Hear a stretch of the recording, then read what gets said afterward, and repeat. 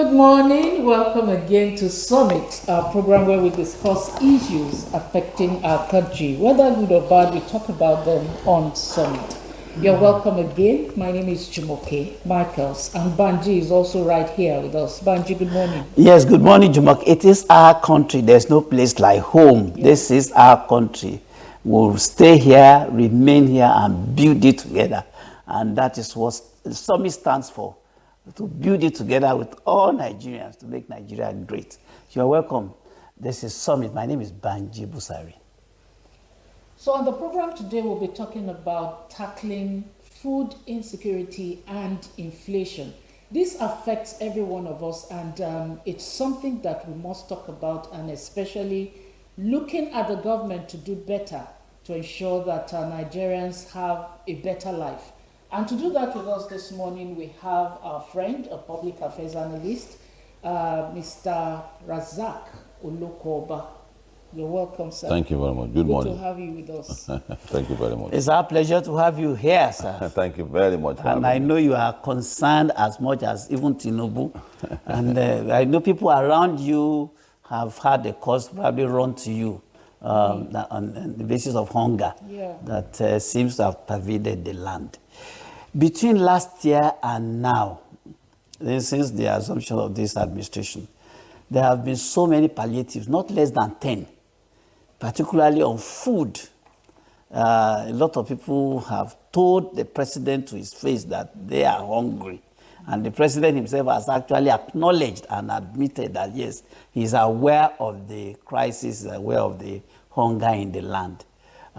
Despite all the interventions that have been made, we still find out that the crisis, food crisis is on the increase. As we speak, the inflation is about 33, almost 34%.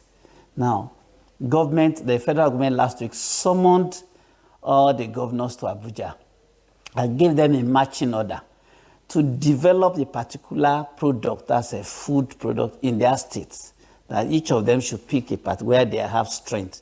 If it's going to be cassava, if it's going to be yam, if it's going to be banana, if it's going to be sweet potato, each state must come up with food, enough food to feed the people. That's the marching order given to the governors, and there have been support. Now, we want you to look at it globally. We are aware that the genesis was the subsidy remover, but it seems there seems to be no solution to the problem of food crisis in the land, especially in the last 1 year. How did we get here? Well, thank you very much. To quickly say that the genesis is not food subsidy.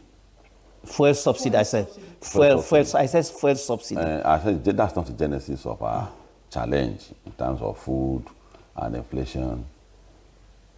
Nigeria has a similar challenge with the rest of the world when it comes to security, the economy, the health, and numerous other issues. Well, our own case is very complicated because looking at the statistics by the United Nations, over 700 million people in the world has entered into extreme poverty and hunger, particularly in specific time, hunger.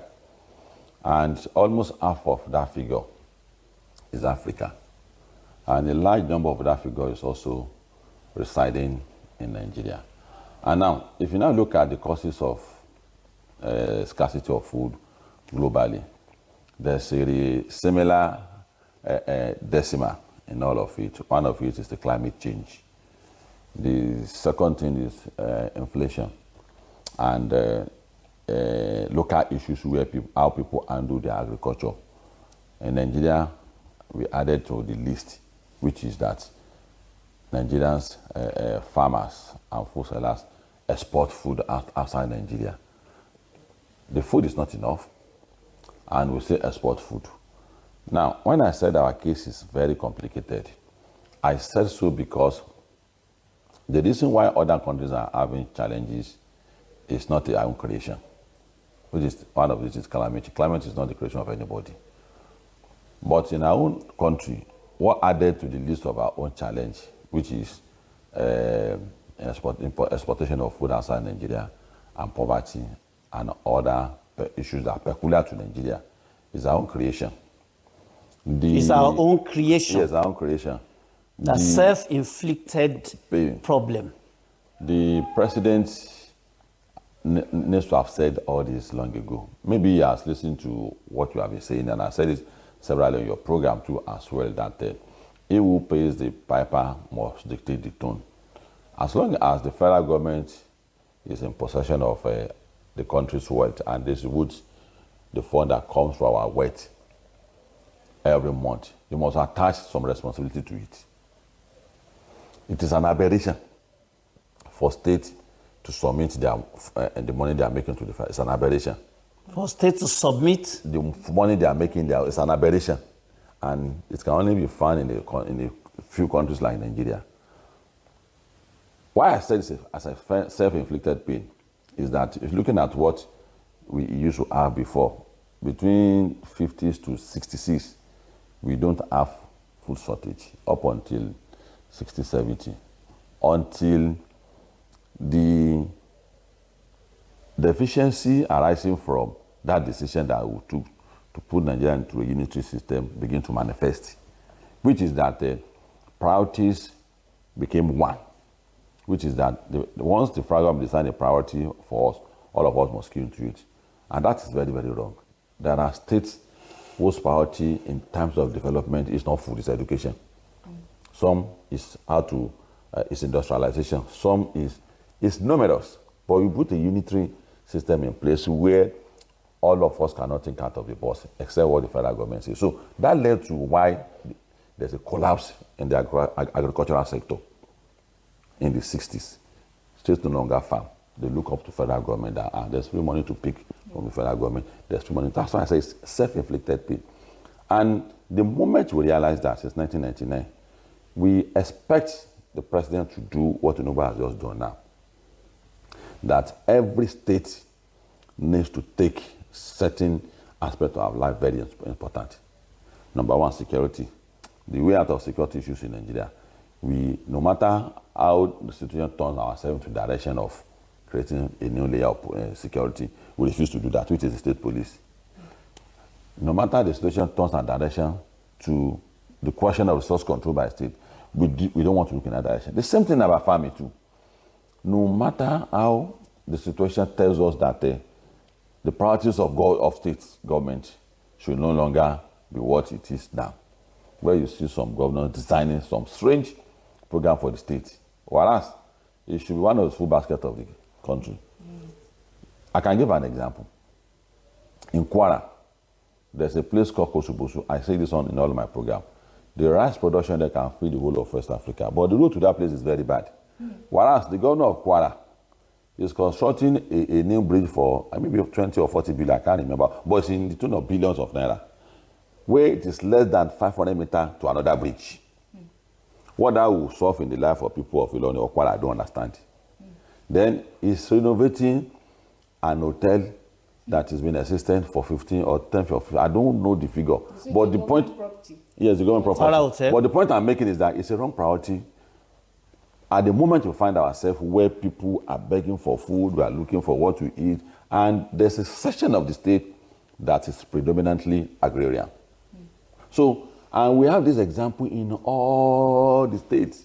So, if you see United Nations experts rolling out what I find out why there's poverty in the land, in our own case, they don't have the depth to understand that there's the universal problem we are bringing on board or identify with all the countries of the world are always peculiar. We don't have business with poverty. And there are times God bless you. But because we have developed an attitude of a way of insulting God and asking God to solve all the problem for us. It is the same way we expect that when you are blessed, if you don't make use of that blessing, it becomes a burden to you. If you look at countries in the world, they don't have clean water. But with the blessing of God, we have water flowing in from Cameroon, and we turn that water to a body. We call it flood. Clean water that we are supposed to pipe into all the 36 states of the core north for farming. So as long as we don't become assertive to the president and the governors, we might be in this kind of issue for long. So the president has done the needful by telling the governors that a state must be known to be producing something. There's no long English here. There's no vocabularies.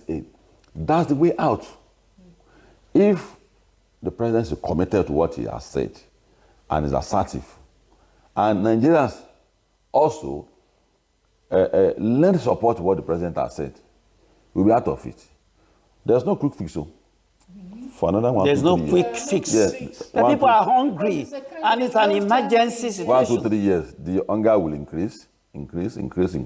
Don't tell Nigerians this. And that's position of the expert. I'm talking from position of the expert. There's nothing about emotion about all this, and I'm not in government. Our own role in the society, you say it as it is. I spoke about gestation period the other time. Have you seen the goodies in this government yet? It is going to come if the president continues to do what he has done, what he has told the government. It's going to come. But if Nigerians and the president thinks that there's something the president in the past has not done with this structure that he wants to do, that goody and that gestation period may eventually become 4 or 8 years, as the case may be, when we'll expect another president. So, in summary,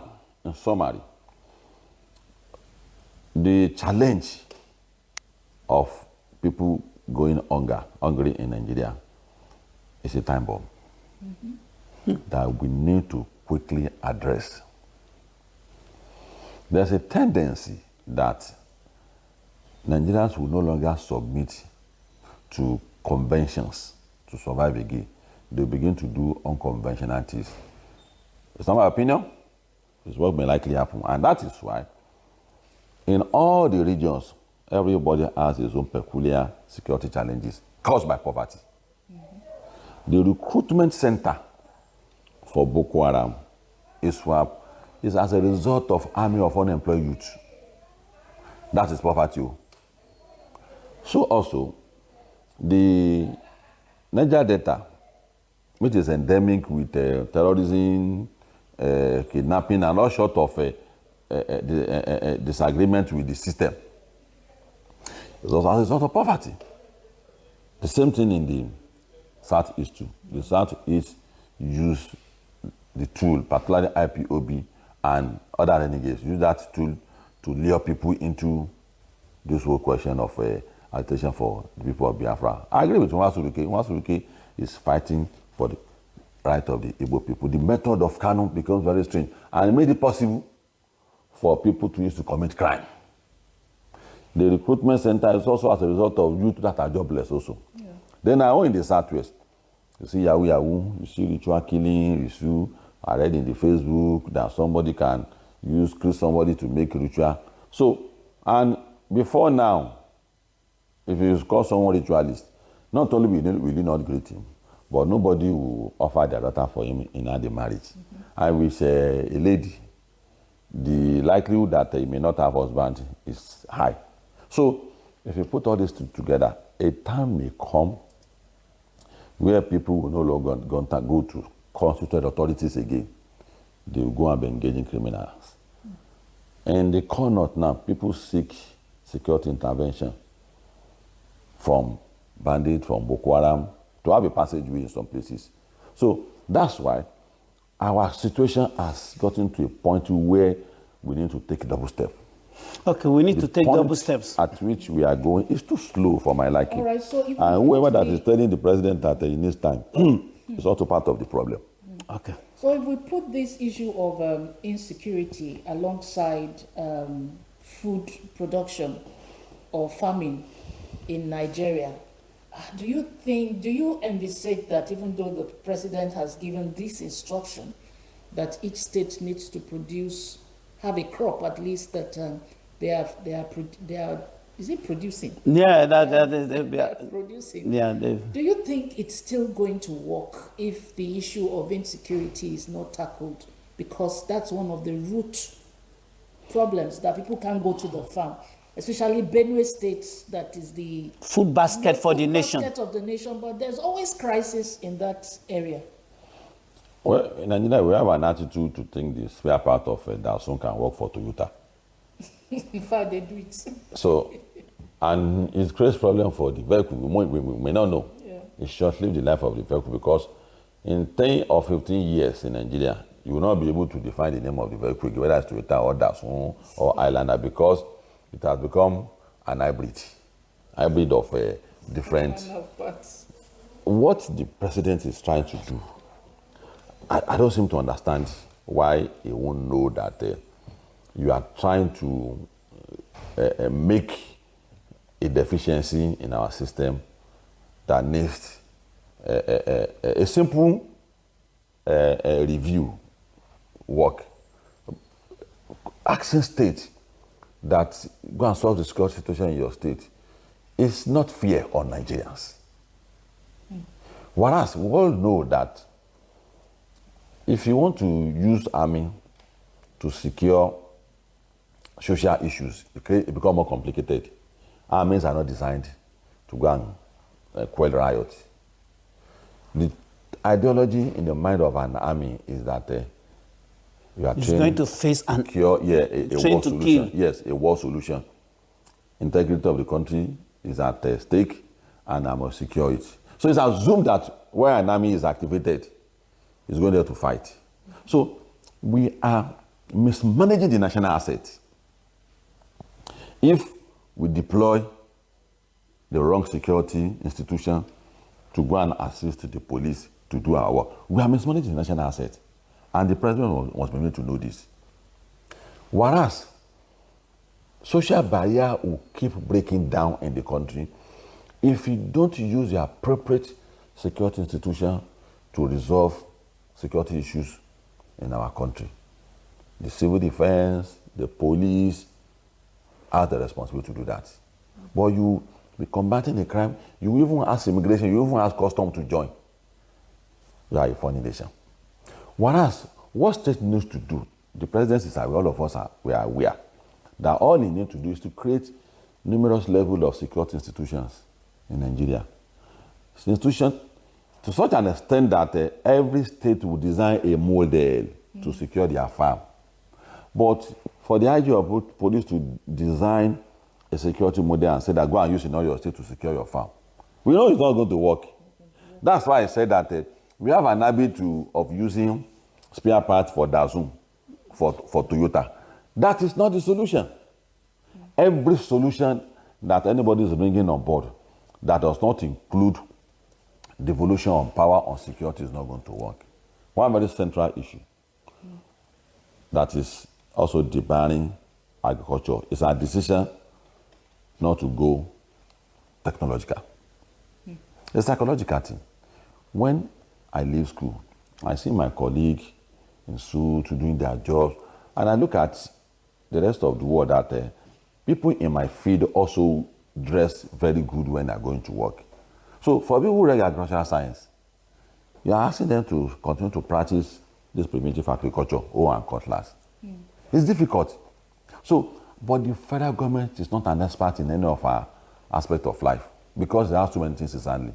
The way we are blaming on agriculture, on health, on education, on everything, is because the limited responsibility that we are supposed to give to the federal government is, we are adding to the list. We want to add local government to it now again. I don't know why we are like this in this country. So what I'm saying in essence is that agriculture, the way it is practiced in Nigeria, there's a danger that we know what is wrong with us, but we don't want to address it. Our agriculture must be sufficiently subsidized, not adopting the method we are using at the moment, but ensuring that large-scale farming intensive where it is possible for you and me to dress in this manner, and my sister, and say farm. I don't have to wear out to go to farm. So if it is in that model, all our young men that we need, that also are the essential aspect of production, they will not be available for you.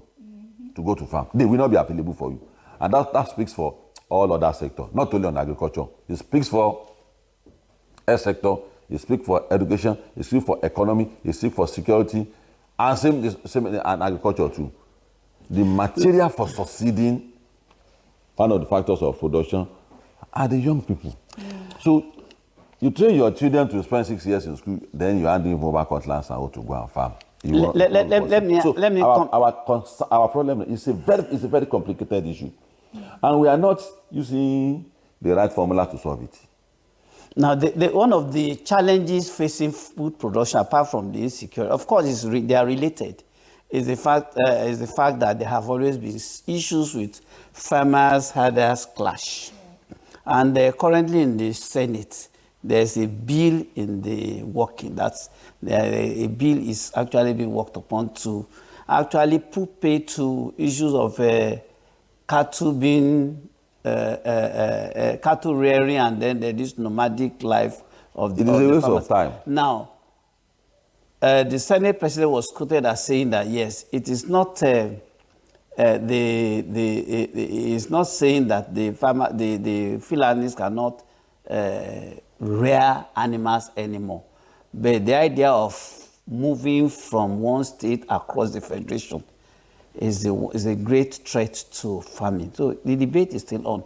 Do you think that's part of this? It's a complete waste of time. There's a desperation for Nigerians to ensure that their business is surviving.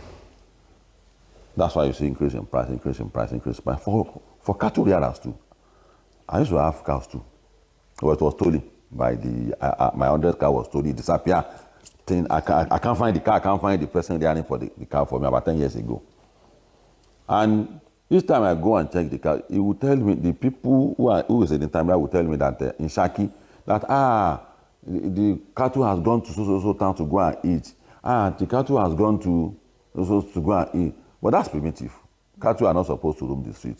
But because of the desperate way to feed their cows, the desert is encroaching. And as the desert encroaches, the cattle begin to follow the encroachment. They begin to follow it until they start getting into farms. And I said, water that is coming in from Cameroon is a blessing to all the governors in the north. Pipe, desert is because there's no water, that's why the grass are not growing again. But if you have water coming in, and you call it a body, that's what I'm saying, that our problem is complicated. We choose not to look in the direction of our solution. That water, nobody asking the water to come. It's a blessing from God.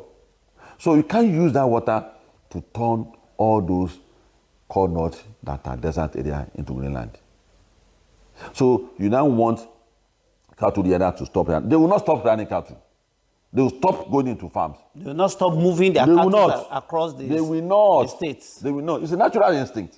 But that's not the practice elsewhere. We have spoken about the practice elsewhere is that they have ranches. And what makes ranches grow is when you have Greenland. There's no Greenland because there's no water there. This is water that can turn your country to. Gaddafi did the same thing. And that's the direction we should be looking at. How do we turn? Because the idea that how do we get water in the north to do this is to sink more, but there's a challenge with that too. There's a complication that in future is going to come up with own issues. So that's why we have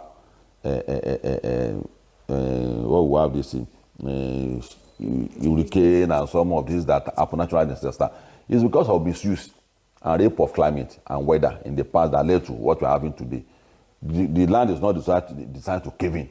But because we have dog land, so when the land tries to adjust, that's why we have those situations. So we've been warned against sinking of borehole. The land will adjust one day. I would want to cover up. Wow. So so we say, okay, the water is coming in. The Senate is not talking about that. It's talking about don't react. I used to think that what's wrong with this Fulani people? Why would they be using?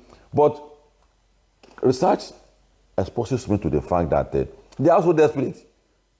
That's not a good reason for you to go and take your fuck out and start destroying people's land. That's not a good reason.